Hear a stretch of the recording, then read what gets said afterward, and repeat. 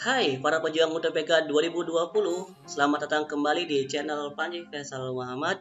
Di video kali ini, saya akan membahas prediksi UTBK 2020 kuantitatif full bahasa Inggris. Karena soal ini diambil dari SAT, GMAT, dan JRE. Jangan lupa klik tombol subscribe dan loncengnya, karena setiap hari akan ada video terbaru dari saya. Oke? Yuk mari soal nomor 1. Lindsay mendapatkan upah sebesar 15 per jam untuk 40 jam pertama. Dia bekerja dalam 1 minggu. Dan 50% lebih untuk setiap jam setelah bekerja selama 40 jam itu. Berapa banyak jam yang Lindsay kerjakan dalam 1 minggu ketika dia digaji atau dibayar sebesar 937,5 dolar. Oke, berarti begini. 15 dolar per jam selama 40 jam ini kita kalikan dulu. Oke. 15 dolar kita kalikan dengan 40. Kita dapat 600 dolar. Oke, maka kita cari dulu sisanya. Sisanya itu berarti 937,50 dolar dikurangi 600 ya. Yang berarti sisanya adalah 337,50 dolar. Nah, kemudian bagaimana nih dengan angka 50% lebih? Nah, hati-hati. Ada kalimat 50% lebih, yang berarti dia mendapatkan 50% lebih itu setelah bekerja selama 40 jam. Nah, 50% lebih ini artinya 150% dari upah yang dia dapat sebelumnya. Maka ini bisa disederhanakan jadi 1,5 ya. Nah, berarti kita cari dulu nih berapa sih upah dia per jam lemburnya ya. Kita bisa pakai bahasa lembur di Indonesia. Berarti 15 dolar dikali 1,5. Oke, 15 kali 15 kan 225. Ada koma satu angka. Nah, angka yang ini tinggal kita bagi saja. 337,50 dolar kita bagi dengan 225. Nah, saya sudah menghitung, silakan dicek aja hasilnya 15. Oke, berarti jawabannya adalah bukan 15. Hati-hati. Jawabannya itu kan awal bekerja 40 jam, kemudian lembur 15 jam. Berarti totalnya adalah 55. Jangan sampai terjebak. Soal nomor 2.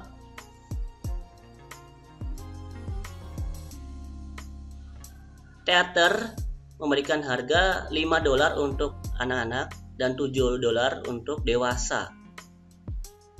Kemudian terjual 1.600 tiket. Dan untuk total dolarnya ya 9.200. Berapa banyak tiket anak-anak yang terjual? Oke, ini merupakan aplikasi dari persamaan linear dua variabel ya, yang mana boleh children-nya X dan dewasanya Y. Maka kita dapatkan persamaan yang pertama 5X ditambah 7Y. 5 dolar ditambah 7 dolar yang totalnya menjadi 9.200. Kemudian X itu kan banyaknya tiket yang terjual untuk anak-anak ya, dan dia untuk dewasa yang terjual semuanya itu 1.600. Oke, berarti tinggal kita eliminasi saja nih. Kalikan 5 ya. Ini kalikan 5 jadi 5X ditambah 5Y sama dengan 8.000 ya. Ini tinggal dieliminasi. Kurangi ya. 5X dikurangi 5X habis, 7Y dikurangi 5Y 2Y, 9.200 dikurangi 8.000 jadi 1.200. Oke, jadi Y sama dengan 600 didapat, berarti X sama dengan 1000 ya, langsung saya dapat. Dan hati-hati, pertanyaannya kan children ya, children itu X nya 1000. Soal nomor 3, manakah dari pernyataan berikut yang tidak benar, yang salah ya, dari fungsi fx sama dengan 2 dikali x dikurangi 3 dipangkatkan 2. Oke, kita cek dari mulai A dulu. Domainnya adalah semua bilangan real. Ya, ini betul. Karena untuk polinom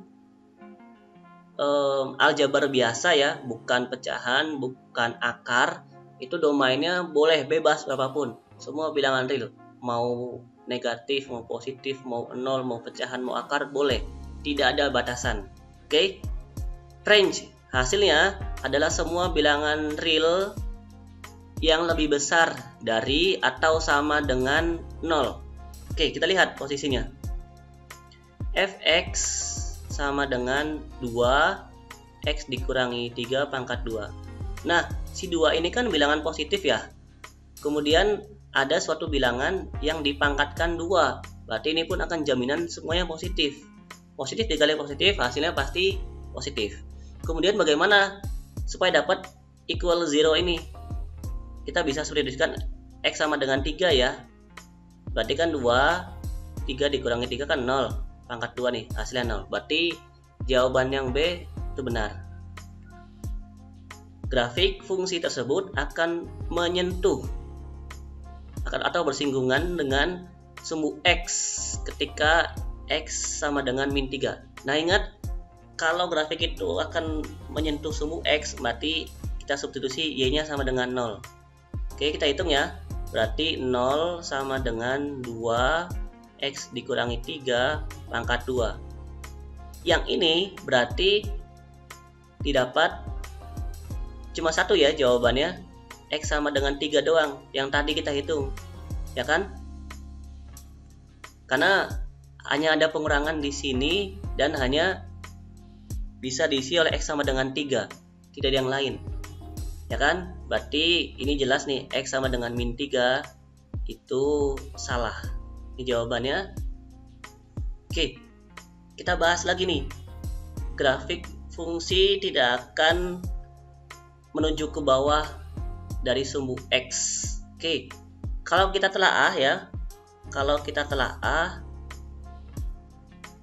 fungsi fx sama dengan 2 x min 3 pangkat 2 itu kan A nya positif ya, berarti dia cekung ke atas, ya kan? Kemudian dari sini dapat X sama dengan 3 sebagai yang menyinggung sumbu X ya. Berarti gini, set, bisa digambarkan. Nah, seperti ini gambarnya. Di sini X sama dengan 3 dan cekung ke atas. Berarti memang benar bahwa grafik itu tidak akan menuju ke bawah sumbu X. Untuk F sama dengan 2, F sama dengan 4, silahkan dicek sendiri ya. Nomor 4, tidak perlu dibaca semua, karena yang kita cukup baca adalah proporsional, berarti perbandingan ya. Oke, perbandingan. Dan yang cukup kita baca adalah 6 pancakes, dia terbuat 6 pancakes dari campuran yang lainnya adalah 1 cup dan airnya 3/4 cup. Pertanyaannya, how many cup? Berapa banyak cups yang diperlukan air ya untuk membuat 15 pancake? Nah, berarti ini sama seperti perbandingan senilai ya. Banyak cups airnya itu X. Berarti kita bandingkan dengan banyaknya air yang diketahui 3/4 sama dengan yang dimintakan 15/6. Jadi kalau di sini pertanyaan X, ya maka di sini juga ikutan yang diinginkan 15. Ini yang diketahui 3/4, ini pun yang diketahui. Tinggal dikali silang, 6X sama dengan 45/4, X sama dengan 45/4/6 ya. Berarti ini 45/24. Tinggal diperkecil, dibagi 3, 15/8. Nah, kalau di luar sana, di luar negeri ya, biasanya dia pengennya pakai pecahan campuran. Maka jangan sampai lupa bagaimana cara membuat pecahan campuran.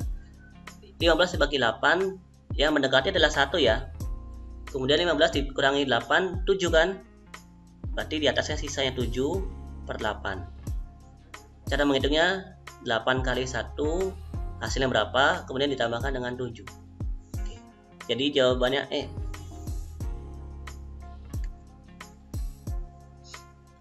Nomor 5, yang perlu diketahui adalah lambang ini. Lambang ada sama dengan, kemudian seperti tahingga ya. Nah, ini lambang kongruen. Kongruen di geometri berarti ada dua. Kalau dia bangun datar atau sebuah bidang ya, berarti dia sama besar. Kalau di garis berarti dia sama panjang, ya kan? Berarti ini panjangnya sama. Nah, kita cek.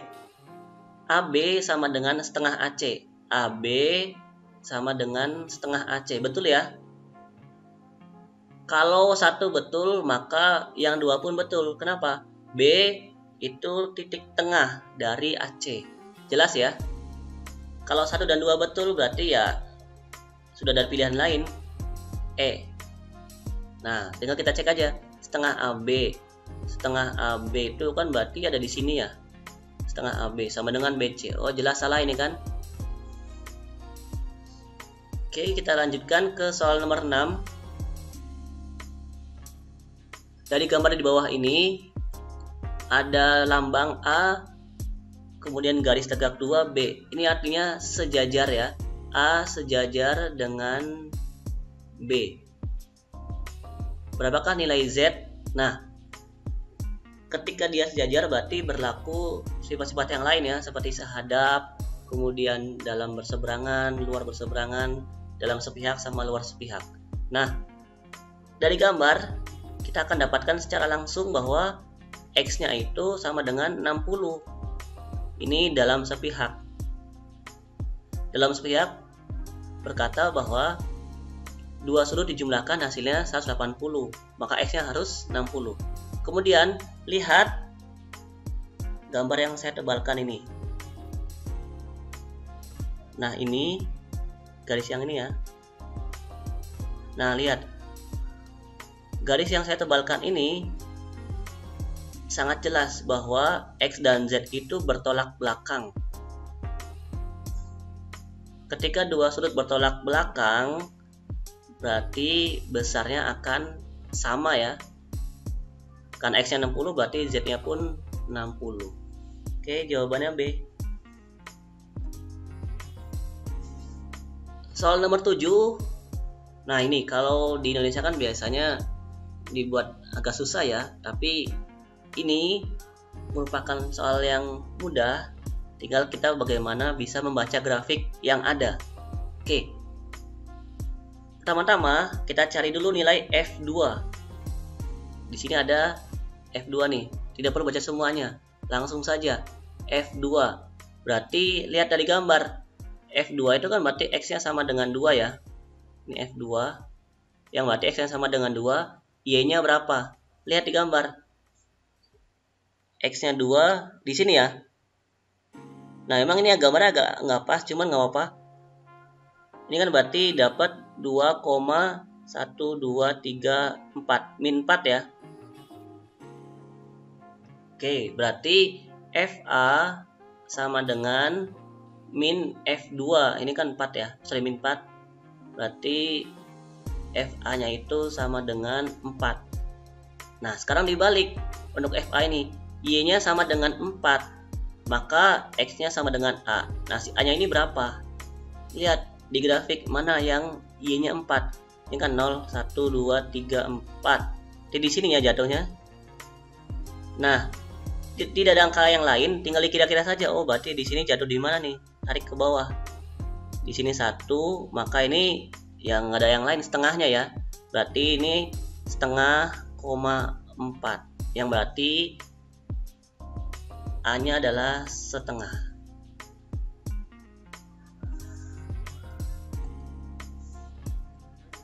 Nomor 8, X, Y, dan Z adalah bilangan bulat positif. Integer ini bulat ya.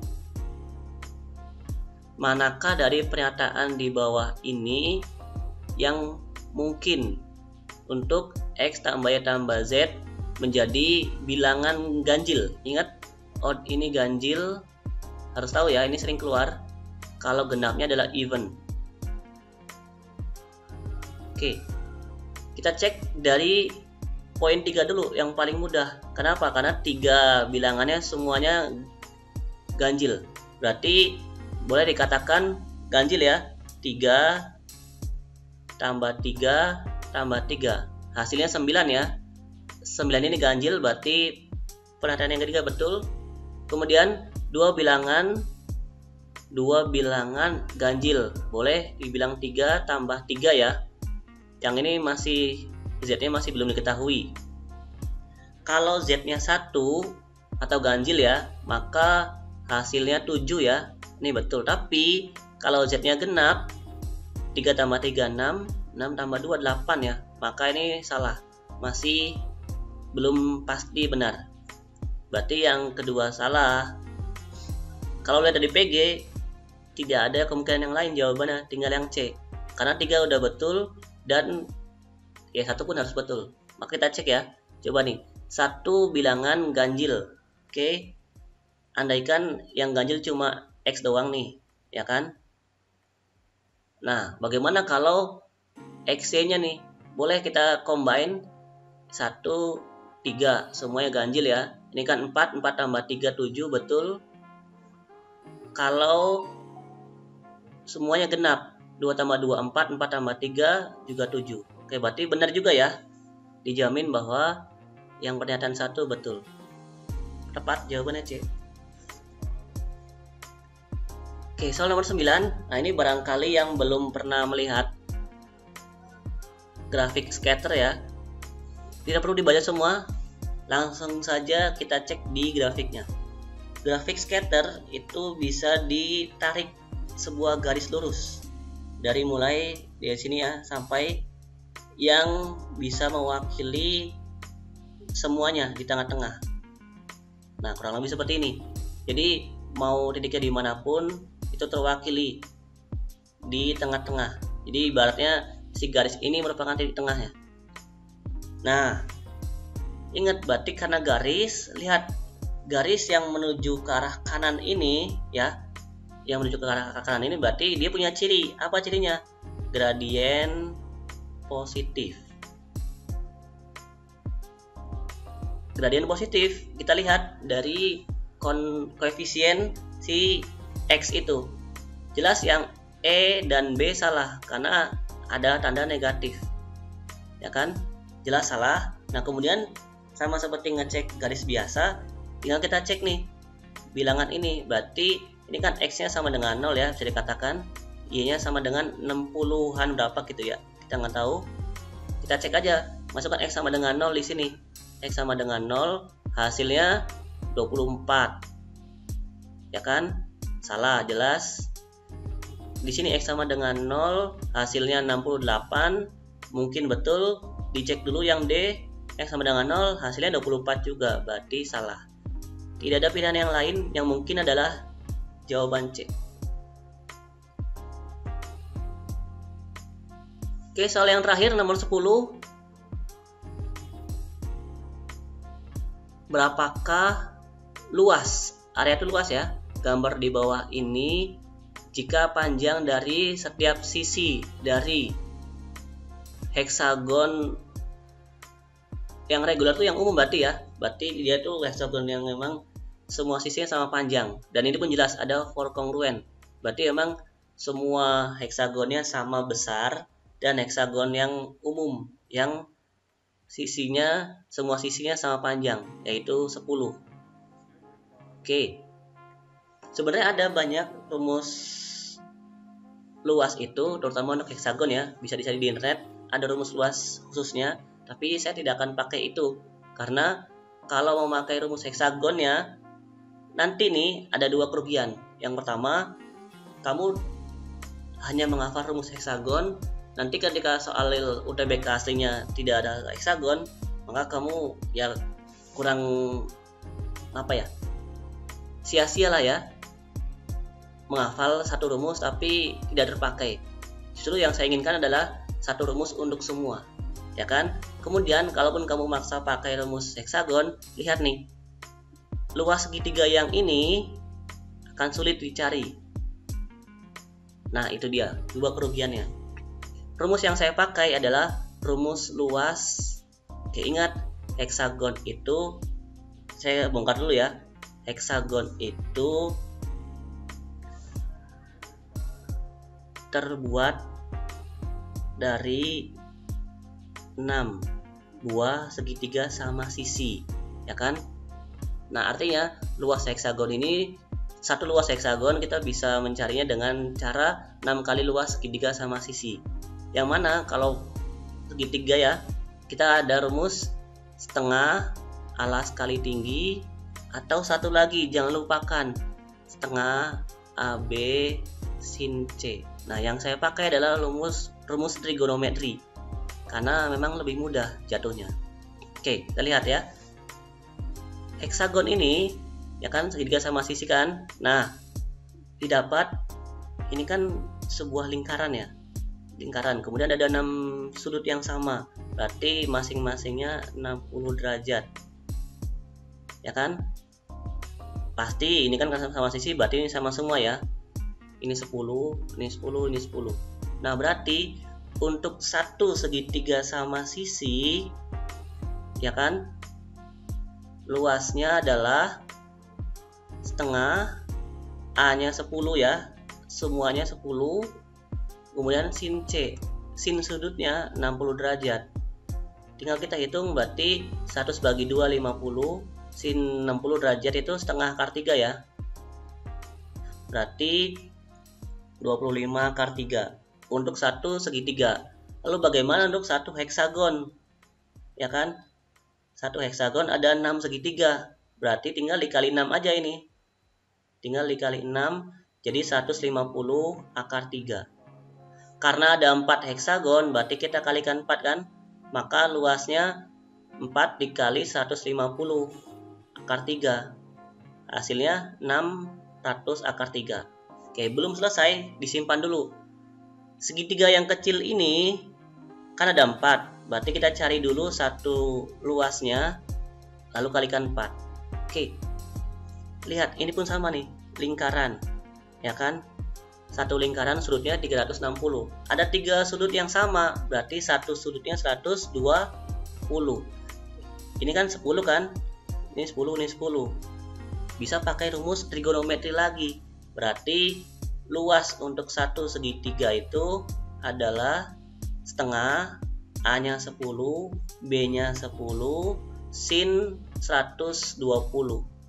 Oke, 100 bagi 2, 50. Nah, ingat, sin 120 itu sama dengan sin 180 kurangi 60.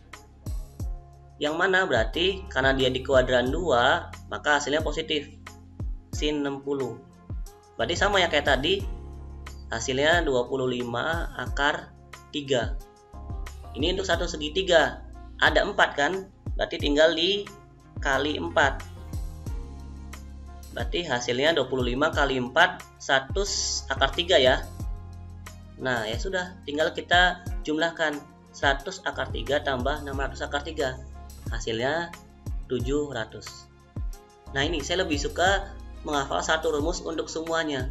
Trigonometri ini akan sangat berguna untuk bagaimanapun tipe soalnya ketika diketahui sudutnya. Daripada kamu harus buka internet atau buka buku lagi tentang rumus heksagon, mending satu rumus, tinggal bagaimana teknik membongkar soalnya. Itu lebih baik. Nah, selesai. Jangan lupa klik subscribe dan tombol loncengnya, karena ingat akan update satu hari satu video. Jadi konyol ya kalau misalkan terlewatkan videonya hanya karena belum subscribe, sedangkan subscribe itu kan gratis ya. Oke, jadi jangan sampai rugi, jangan sampai menyanyiakan masa depan UTB kamu hanya karena tidak subscribe yang gratis ini. Oke, terima kasih sudah menonton. Semoga video ini membantu dalam UTB karirnya dan semoga kamu lolos kampus impian. Goodbye.